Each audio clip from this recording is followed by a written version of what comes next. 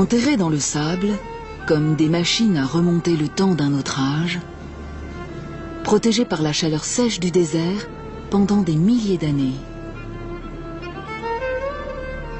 Les tombes de l'antique aristocratie égyptienne vont sortir de l'oubli.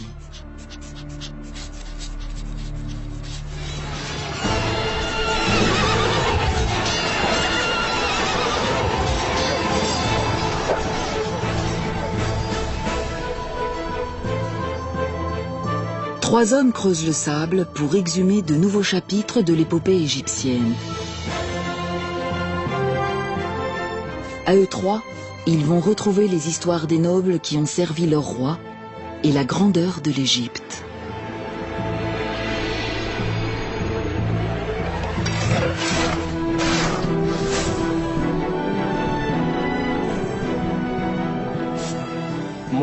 Plus on découvre de momies, plus on en apprend sur l'histoire de l'Égypte antique.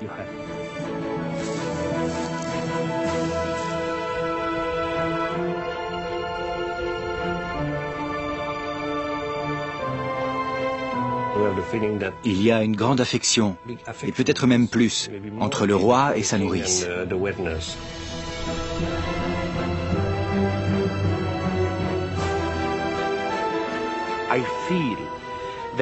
Si je regarde en profondeur dans le sol du pays, j'imagine qu'il y a des tas de tombes remplies d'or qui n'ont encore jamais été fouillées.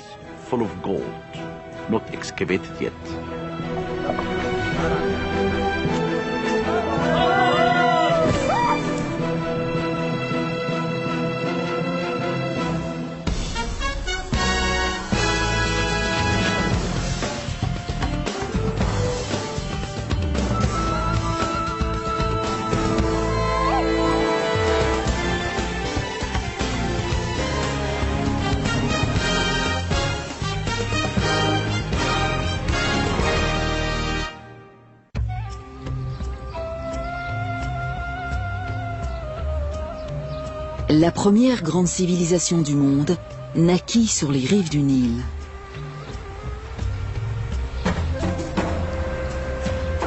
L'Égypte, dans toute sa gloire monumentale. Des vestiges de cette époque sont toujours visibles. Certains sont énormes, admirables, mais le plus souvent, ils sont modestes et à l'abri des regards.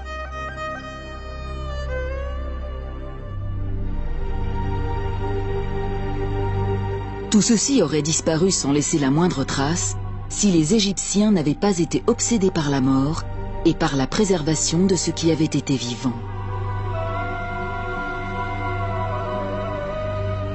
Pour eux, la vie dans l'au-delà était tout aussi réelle que celle ici-bas. Pour son voyage, une âme avait besoin de nourriture, d'un abri et de compagnons. C'est pourquoi ils remplissaient les tombes de cadeaux et les ornaient de décorations décrivant le séjour terrestre du défunt. Ces tombes ont encore une histoire à raconter, si on les trouve. Au sud du delta du Nil, non loin de ses rives, se trouve un endroit appelé Saqqara.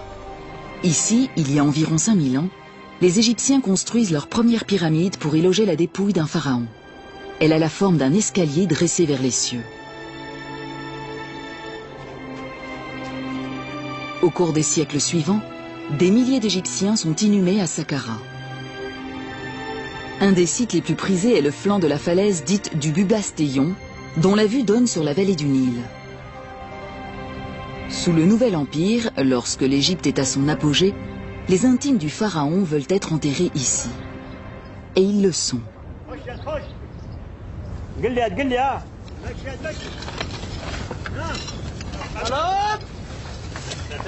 Aujourd'hui, on les exhume. Alain Zivy, égyptologue au CNRS et responsable de la mission archéologique française du Bubastéon, supervise ces fouilles depuis 1986.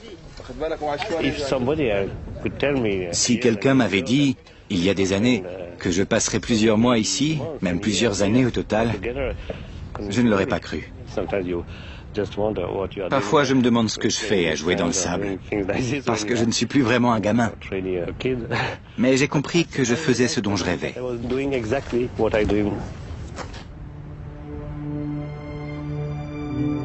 Pourtant, ce rêve commence comme un cauchemar.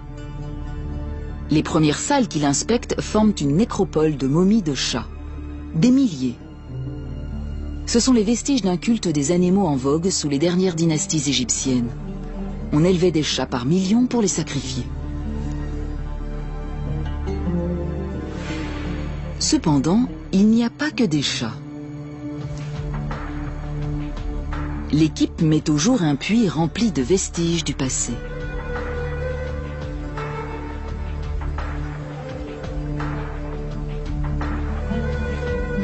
En creusant, les hommes découvrent un premier niveau, puis un autre, et encore un autre. Et à 21 mètres de profondeur environ, ils tombent sur quelque chose.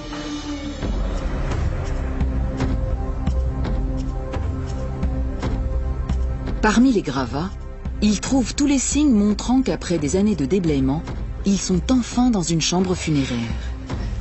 Parmi ces objets se trouve un vase canope utilisé pour recueillir les entrailles et les organes vitaux. Et son couvercle.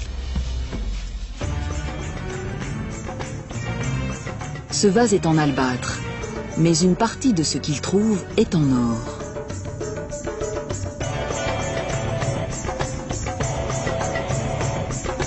Tous ces trésors et bien d'autres furent enterrés avec la momie d'un officiel de haut rang qui vivait sous le règne du pharaon Akhenaton. Alain Zivie vient de découvrir son premier noble du Nouvel Empire. Il veut dès lors en trouver d'autres.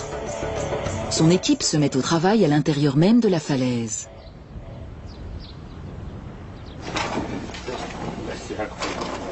Plusieurs années de déblaiement sont nécessaires dans ce labyrinthe de couloirs, de puits et de salles qui ont été creusés dans le calcaire sous le Nouvel Empire.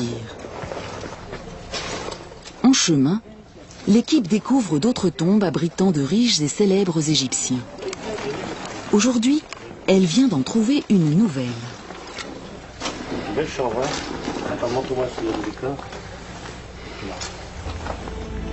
Chaque salle est source d'enseignement, même si toutes ne sont pas ornées d'écrits. Celle-ci, en revanche, regorge de hiéroglyphes. Il y avait du sable, j'avais une petite lampe sur moi, et j'ai vu la dame. La dame. Son portrait court sur les murs de sa chapelle où amis et parents venaient l'honorer. Mais son corps a dû être inhumé plus en profondeur.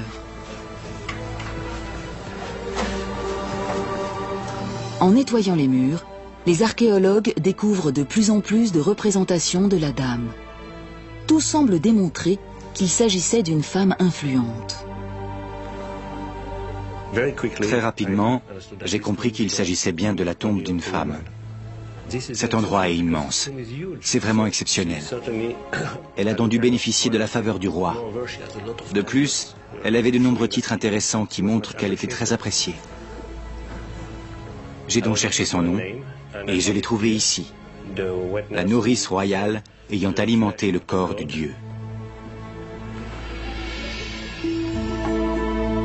Alain Zivie traduit ce nom par Maya. Et bien vite, il découvre la raison d'un statut aussi élevé. Sur une image, Maya est représentée face à un jeune homme efféminé portant la coiffure d'un pharaon. Voici le dieu qu'elle a nourri au sein. Et ce dieu n'est autre que le pharaon Toutankhamon.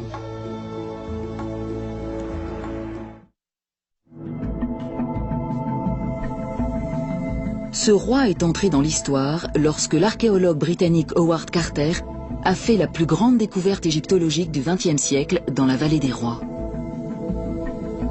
Le 26 novembre 1922, il glisse une chandelle par une porte restée scellée depuis 3000 ans. C'est le couronnement de sa carrière. Il vient de découvrir la sépulture souterraine d'un pharaon du Nouvel Empire mort avant son 20e anniversaire. Mais contrairement aux tombeaux royaux découverts jusqu'alors, celui-ci n'a pas été pillé.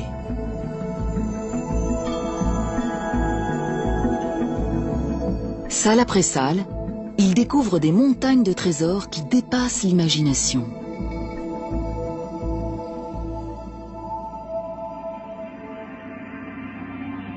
Toutankhamon est enfermé dans 3 cercueils d'or, à l'intérieur desquels se trouve un masque en or massif. Une statue d'or du jeune souverain se trouve non loin. Un trône doré montre le roi auprès de sa fiancée, encore une enfant. Peut-être sa demi-sœur. La découverte d'Howard Carter apporte une manne de renseignements sur la disparition de l'enfant roi. Mais sa naissance, elle, reste nimbée de mystère. Il était certainement le fils d'Akhénaton, le pharaon hérétique qui vénérait le seul dieu soleil et non le panthéon polythéiste traditionnel. Akhénaton et son épouse Néfertiti eurent 6 filles. Certaines sont représentées ici sur les genoux de leurs parents. On dirait une photo de la vie quotidienne du passé. Mais le jeune Toutankhamon n'apparaît jamais sur les portraits de la famille royale, ce qui signifie que sa mère était peut-être une épouse secondaire morte en couche. Encore enfant, le pharaon a donc besoin d'une nourrice. Et apparemment, il en a trouvé une, la dame Maya, qui appartenait presque à coup sûr à son cercle intime. Une nourrice de la grande dynastie n'est pas une simple babysitter, mais une femme de la cour, car elle donne son lait pour alimenter le corps du dieu, le roi bien sûr. Et n'importe qui ne peut pas s'en charger.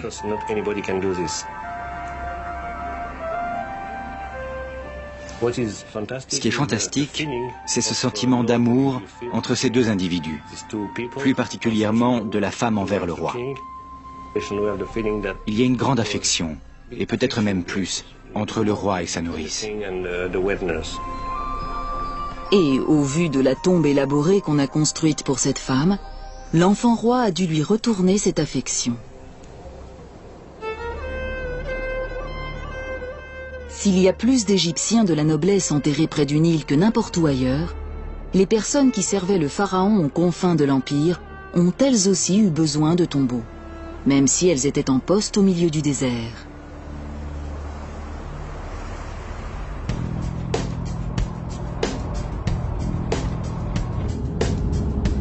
Le docteur Zahi Hawass, secrétaire général du Conseil supérieur des antiquités d'Égypte, est responsable de tous les vestiges du passé. Il se rend à l'oasis de Baharia, à 5 heures de route du Caire.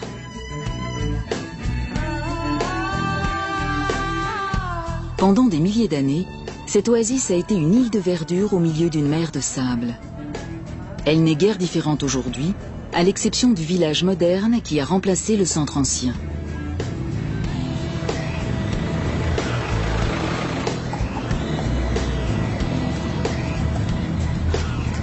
Environ 7 siècles après Toutankhamon, au début du déclin de l'Empire égyptien, c'était un centre agricole prospère.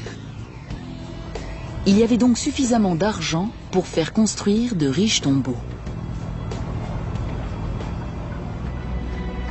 Les habitants de la région avaient pleinement conscience d'être installés à l'aplomb d'une source de richesse et ils ont trouvé un moyen original de l'exploiter.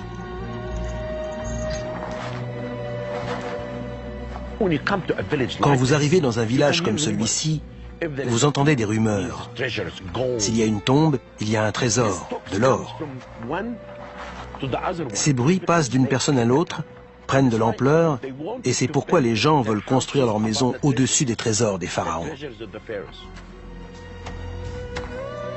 Une maison, si elle est construite juste au-dessus d'une tombe, permet à son propriétaire de creuser directement dans sa cave à chaque fois qu'il a besoin de vendre un objet sur un marché noir avide d'antiquités. Cette pratique perdure encore aujourd'hui, et Zahi Hawass veut y mettre un terme. Il a donc fait un choix qui prête à controverse, détruire certains logements.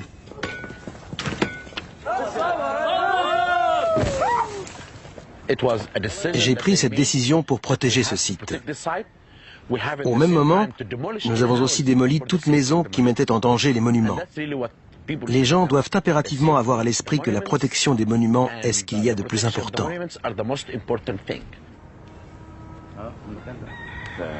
Les fouilles sous le village moderne continuent de mettre au jour des objets remontant au dernier temps de l'histoire égyptienne, au moment où la Grèce prenait son essor. Cette tombe restaurée date de l'an 600 avant Jésus-Christ, soit de la 26e dynastie.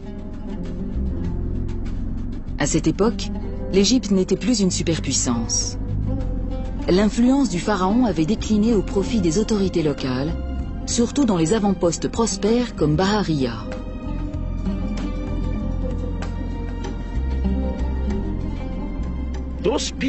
Ces gens pouvaient faire construire de belles tombes, car ils étaient riches. Si vous regardez la taille des sépultures et des scènes représentées, vous constatez qu'elles sont à la hauteur de n'importe quelle tombe de la vallée des rois. Une des sources de la richesse de Bahariya était un vin de date dont le monde méditerranéen était friand.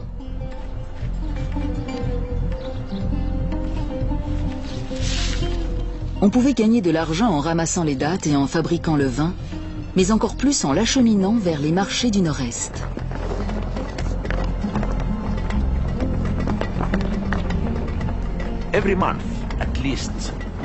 Au moins une fois par mois, une grande caravane de mules parcourait les 320 km qui séparent Bahariya de la Moyenne-Égypte. C'était un voyage difficile, mais il faut bien se dire qu'à l'arrivée, c'était la fortune.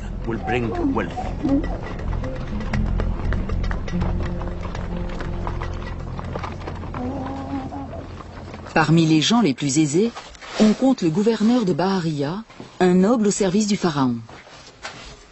Sa tombe a été découverte en 1999. Les inscriptions qui ornent ses murs offrent de nouvelles perspectives quant au rôle que jouait un administrateur de province au moment de la chute de l'Empire. Celui-ci se considérait de toute évidence comme l'égal du pharaon.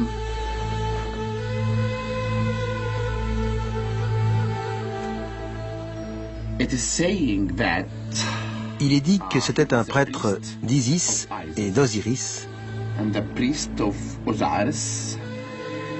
et qu'il s'appelait Gad Rensu Eyouf Ankh. Il est devant le grand Dieu. On voit ici qu'il deviendra un roi dans l'au-delà, car Osiris tient les instruments du pouvoir. Ensuite, Zahi Hawass se met en quête de la tombe de l'épouse du gouverneur.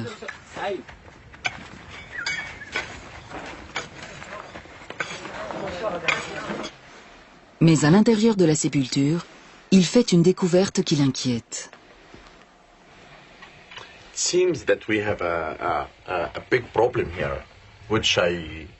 Il semble que nous ayons un gros problème auquel je n'avais pas vraiment songé avant. C'est l'existence de ce trou. Je crois que des pillards, peut-être à la période romaine, sont entrés par cet orifice et qu'ils ont volé la plupart des objets. Nous allons donc peut-être faire chou blanc dans cette salle. Ce serait dommage, car nous en avons besoin si nous voulons savoir à quoi servait vraiment cet endroit.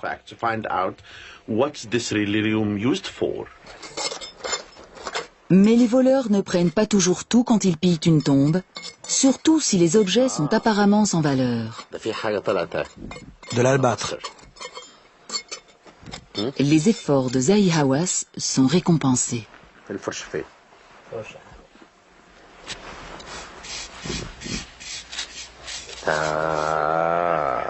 Joli.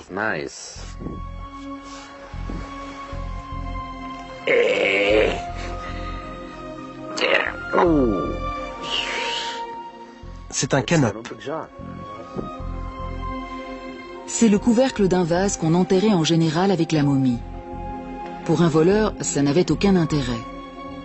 Mais pour le docteur Hawass, c'est le signe qu'il est peut-être tout près de trouver la femme du gouverneur.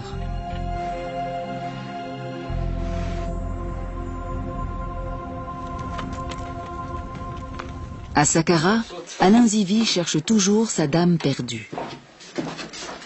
En effet, la chambre funéraire de Maya reste introuvable. En revanche, les chats momifiés sont légion. La plupart de ces animaux ont été enterrés tardivement dans l'histoire égyptienne, à l'époque où Cléopâtre était reine et où Jules César gouvernait à Rome. Le nouvel empire des grands pharaons n'était alors plus qu'un lointain souvenir. Sous le joug d'un pouvoir étranger, les Égyptiens trouvèrent le réconfort dans des cultes qui exigeaient le sacrifice d'animaux.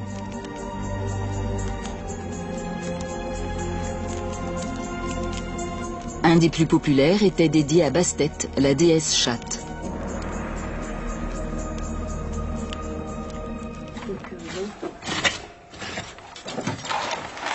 Devant cette profusion, Alain Zivie décide qu'il est temps d'examiner ces momies en détail, mais sans les ouvrir.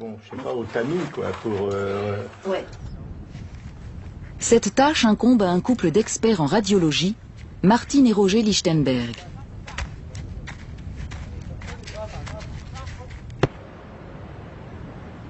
Tout d'abord, les rayons X nous montrent comment ces chats ont été mis à mort. Celui-ci a un très beau crâne. Il n'a pas été abîmé. Il n'est pas mort d'un coup sur la tête. On lui a tordu le cou. Vous voyez ? Le culte de Bastet a connu son heure de gloire dans les années qui ont suivi la conquête de l'Égypte par Alexandre le Grand, au IVe siècle avant Jésus-Christ. Comme les gens voulaient obtenir la faveur des dieux, les prêtres de Bastet ont mis sur pied un florissant commerce de chats qui servait ensuite d'offrande.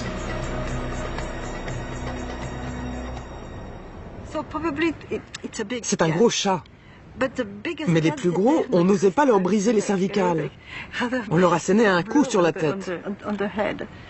C'était un bel animal, regardez. Après sa mise à mort, le chat subissait le rituel de momification traditionnel. Les prêtres embaumaient son cadavre et l'enroulaient de lin.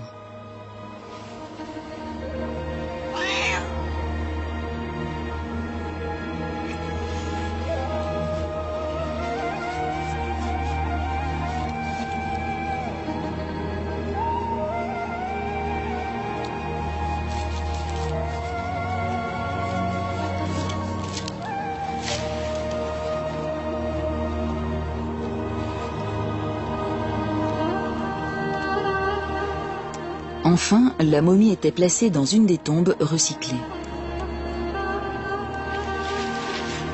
Naturellement, les prêtres effectuaient tout ce travail en échange d'une rétribution, et normalement, les clients obtenaient le service pour lequel ils avaient payé. En fonction de ce que vous pouviez débourser, vous aviez une petite ou une grosse momie. Si vous étiez très riche et que vous teniez vraiment à plaire à la déesse, vous achetiez une grande quantité de chats.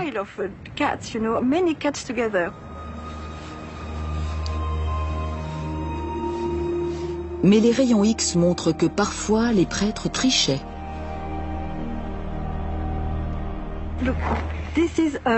C'est une momie de petite taille, mais surtout elle n'est pas complète. Ils n'ont mis qu'un os à l'intérieur. Le corps n'est pas complet, n'est-ce pas? C'est un tas d'os. Oui. Et un quart des momies que nous avons trouvées sont fausses. Il n'y a rien à l'intérieur des bandes. Ces prêtres étaient-ils des escrocs? Y a-t-il eu une pénurie de chats? Mystère.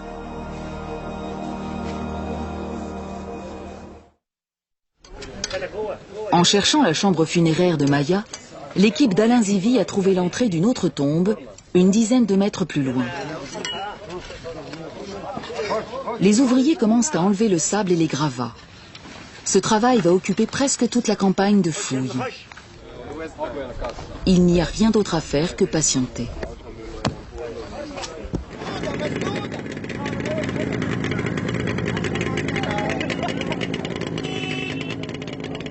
À 320 km à l'ouest, à Bahariya, la recherche de l'épouse du gouverneur arrive à son terme.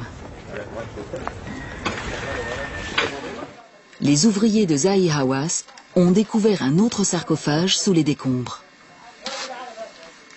Comme il l'espérait, il s'agit bien de celui de la femme du gouverneur, une femme nommée Nahassa. Au premier coup d'œil, les craintes de Zahi Hawass de découvrir une tombe pillée semblent se confirmer, mais lorsqu'il examine les vestiges en détail, une toute autre histoire commence. Plus de 100 objets sont exhumés et la plupart sont en or.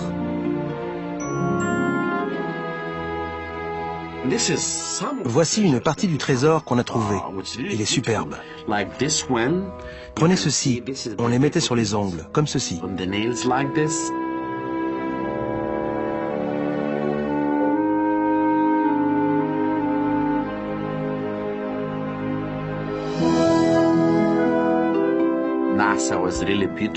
Nahassa était vraiment très belle, et elle voulait parer son corps d'or pour vivre heureuse dans l'au-delà.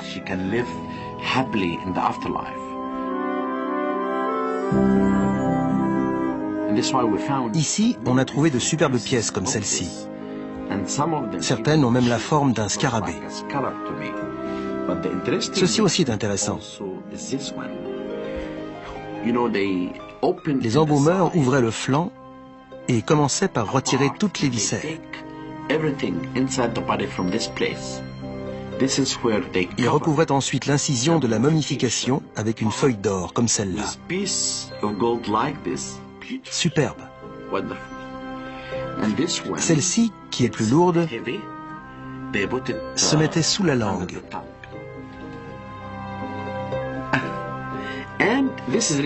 Et celle-ci, c'est ma préférée. Je l'adore. Regardez. Elle a mis le nom du roi sur son cœur parce qu'il est le protecteur de l'Égypte.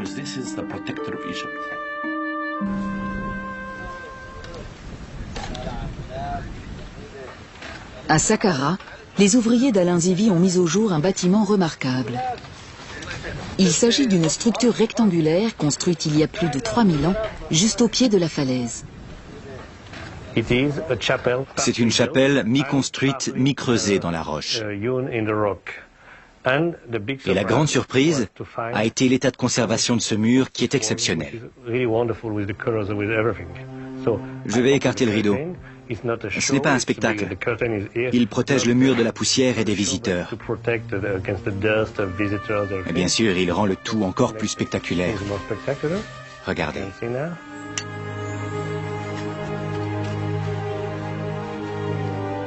Pardon. Une grande partie de la chapelle est ainsi. C'est merveilleux.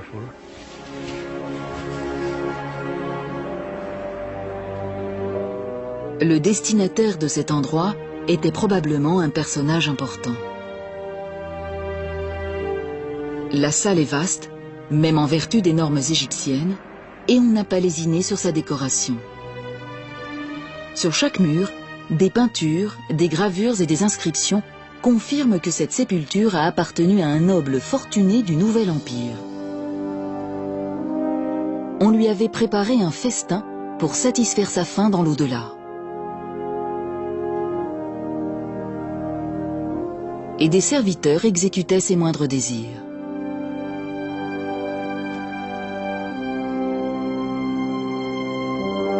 Pour Alain Zivi, le premier impératif est de trouver le nom de celui pour lequel on a construit cette tombe. C'est une obsession quand on entre dans une tombe. Où est le nom? Ici. 2 faucons au-dessus d'un étendard et ce signe. C'est...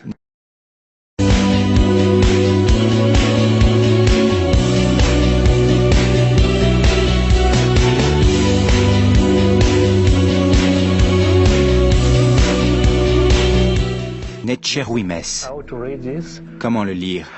Il y a plusieurs interprétations. J'ai choisi Netcherwimès, l'homme né de 2 dieux, à savoir Horus et Seth. Le nom de Netcherwimès ne dit rien à l'archéologue. Qui était-il? Quel service effectuait-il pour le compte du pharaon? On retrouve le nom de Netcherwimès ici et là. D'autres inscriptions sur une colonne effondrée laissent supposer que c'était un homme cultivé influent et lettré. Il y a de nombreux épithètes. Homme de sagesse, l'homme qui sait parler, qui sait écrire. On a le sentiment que c'était quelqu'un de fier de sa culture. Necheruymes avait des talents que peu possédaient dans cette société. Il savait écrire, ce qui suffisait à lui assurer un poste de haut rang. Savoir lire et écrire, surtout écrire, était source de pouvoir dans un bon nombre de sociétés. Et un personnage officiel en Égypte savait écrire. Mais Alain Zivi est certain que Necheruymes était plus qu'un simple scribe pour avoir mérité une sépulture aussi resplendissante. De toute évidence, il servait le pharaon. Et avec efficacité. Mais de quelle manière ?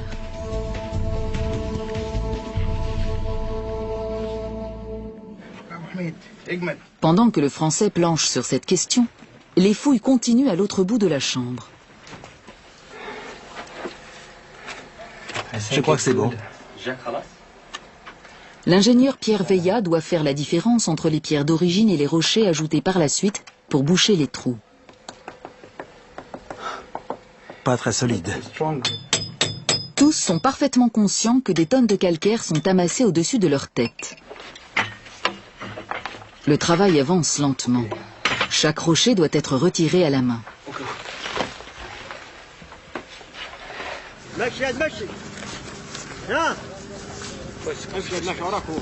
Mais finalement, le passage est dégagé. Et une découverte les attend.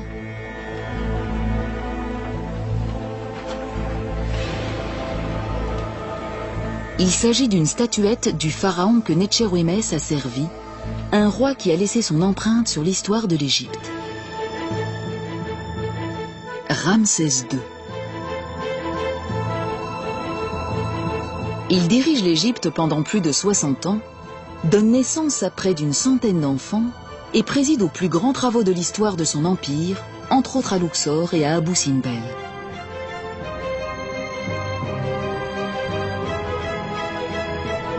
Ramsès est aussi un maître infatigable de l'autopromotion et il s'est assuré qu'il passerait à la postérité grâce à ses représentations, son legs et son nom. Le fait que Necheruymes ait travaillé pour le plus grand des pharaons est un renseignement primordial. Et d'autres découvertes vont en découler.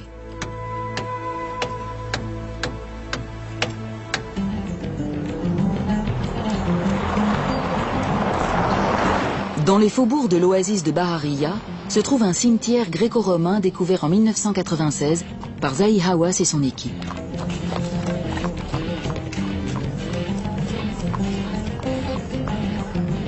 Le docteur Hawass est revenu voir comment les fouilles s'y déroulent. Il a choisi l'archéologue égyptien Tarek El Awadi pour superviser les travaux.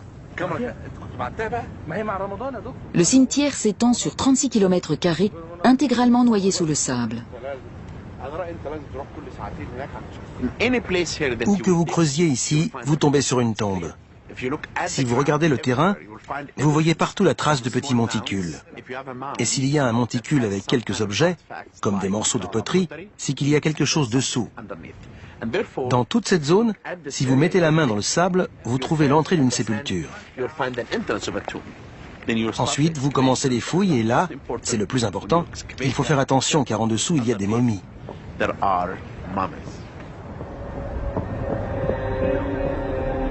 Ce cimetière a été découvert par hasard. Une mule a mis le sabot dans un trou qui n'était autre qu'une tombe.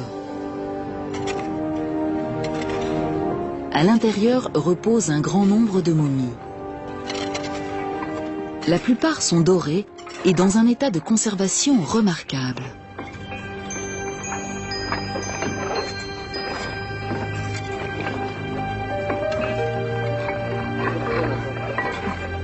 Le docteur Hawass a autorisé une recherche à grande échelle et on a trouvé de plus en plus de momies d'or.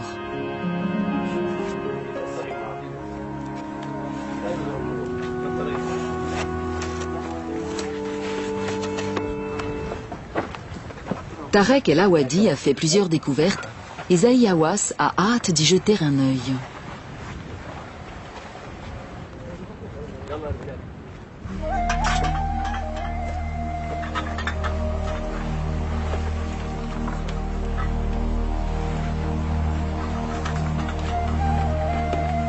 Cette tombe a de toute évidence été visitée par des pillards qui ne se sont pas contentés d'un simple vol. Des individus sont entrés et ont coupé les têtes de toutes les momies. C'est très étrange. Vous pouvez constater que toutes ces momies ont été décapitées. Regardez cet enfant. Il n'a plus de tête. Derrière moi, la tête a été tranchée. Sur celle-ci aussi. Ça doit dater de l'Antiquité ou de l'époque moderne. Quelqu'un cherchait quelque chose à l'intérieur des momies.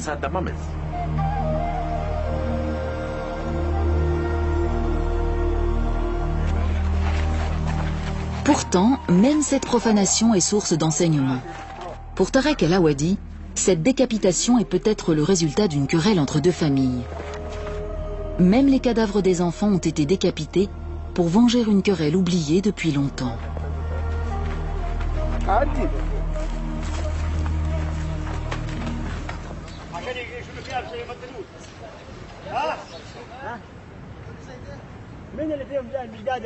À Saqqara, les rochers ne cessent de sortir de la tombe et l'équipe d'Alain Zivi fait une nouvelle découverte.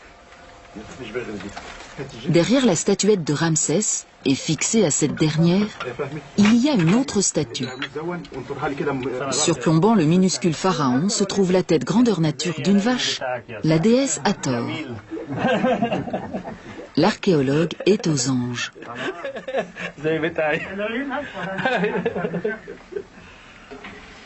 Il m'a demandé si les yeux de la vache sont verts ou bleus.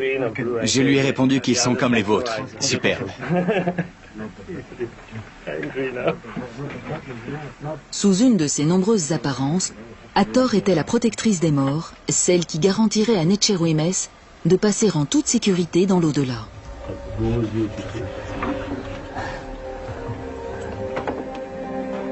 Sa présence ici confirme l'hypothèse d'Alain Zivi, selon laquelle le mystérieux Netchérouïmès a joué un rôle politique d'importance lors du règne du grand pharaon. Il a été récompensé par une inhumation somptueuse sous la garde bienveillante d'Hathor et de Ramsès. Mais l'archéologue ignore toujours ce que Netchérouïmès a fait pour la mériter. En quête d'indices, Alain Zivi se rend dans l'ancienne capitale égyptienne, Thèbes.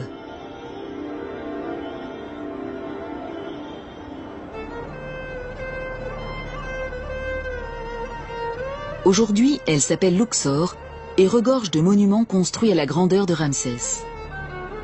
Il est donc possible que Netchérouïmès soit mentionné quelque part.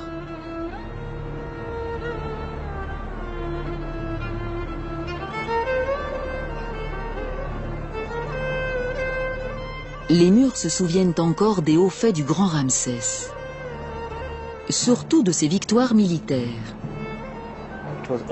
Il s'agit toujours de batailles, de guerres, de combats. C'est l'histoire de l'humanité. Chaque guerre nécessite un ennemi. Et quand Ramsès devient pharaon, le plus grand adversaire de l'Égypte, c'est l'empire hittite. Le jeune souverain décide d'affronter les Hittites sur leur propre terrain. Il conduit une armée de 20 000 hommes vers le nord et affronte l'ennemi non loin de la ville de Kadesh. C'est une des premières batailles de l'histoire dont il subsiste des comptes rendus détaillés.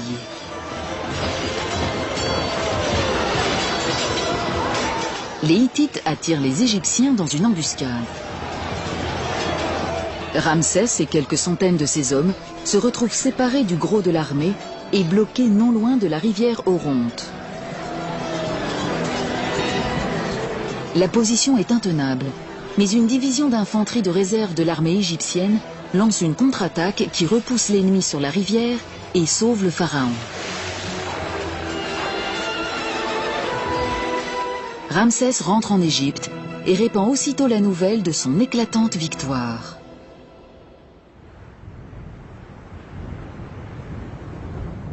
les murs des temples de Luxor portent encore les gravures montrant les actions héroïques du pharaon ce jour-là. Il y a également une copie du traité de paix qui allait mettre fin au conflit près de 16 ans plus tard. Or, Alain Zivie espère que ce document va apporter quelques lumières sur l'identité de Necherwimès.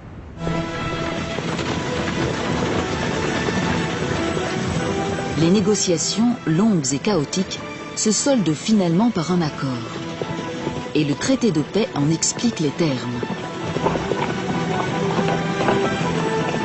3 légats égyptiens rencontrent 3 diplomates hittites pour rapporter une copie de ce traité dans la capitale égyptienne.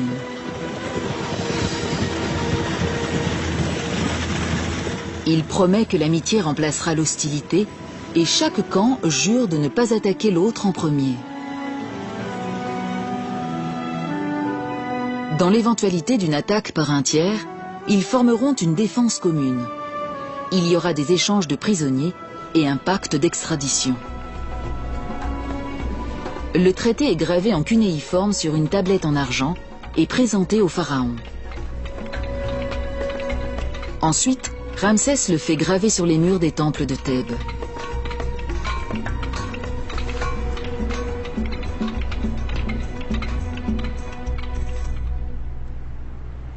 Alain Zivie essaye de déchiffrer le nom de l'homme qui dirigeait l'équipe de négociation et qui a rapporté le traité au pharaon.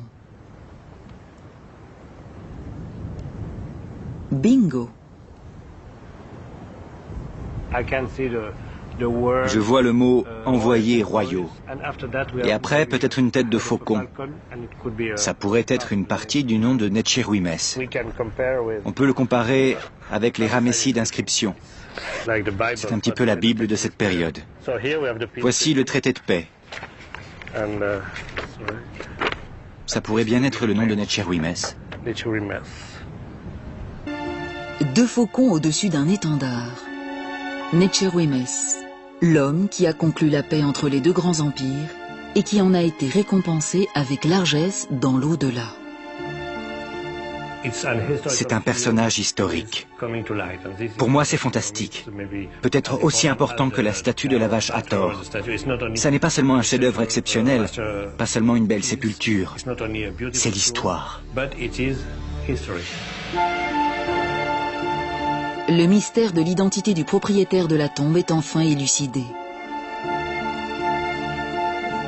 Quant au dégagement d'Hathor de sa prison de pierre, il continue.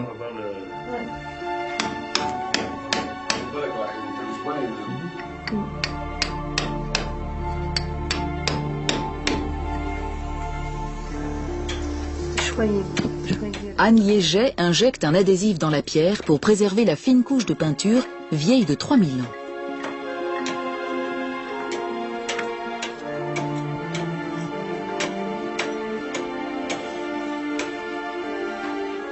Et enfin, un jour, Hathor est libéré.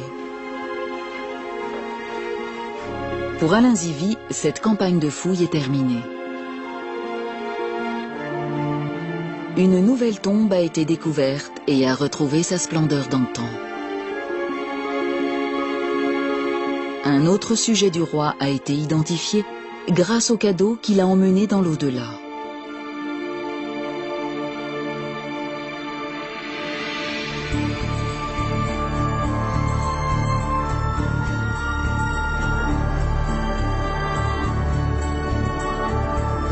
Le tracé d'une nouvelle tombe vient s'ajouter au plan du complexe mortuaire du Bubastéon. L'année prochaine, il faudra enlever une nouvelle couche de sable.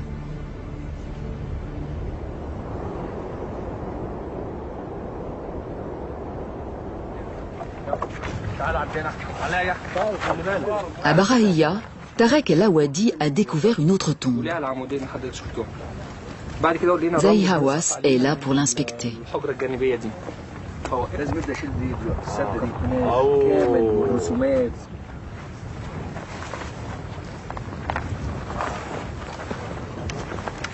C'est la plus belle momie que j'ai vue.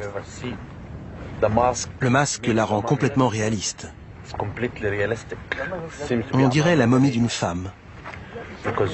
Ses yeux nous regardent comme si elle était en vie. as if she's alive.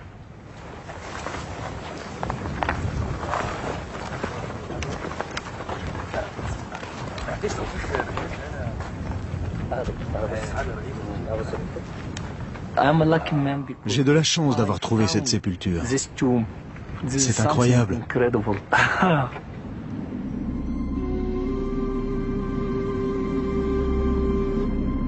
Chacune de ces momies a été enterrée à la fin de l'histoire de l'Égypte antique, environ 1500 ans après l'apogée de Ramsès. Cette civilisation qui avait duré 3000 ans était presque arrivée à son déclin. Mais même si la culture qui avait uni cette terre et ce peuple s'estompait, l'obsession de la mort et de l'au-delà chez les Égyptiens était toujours aussi forte.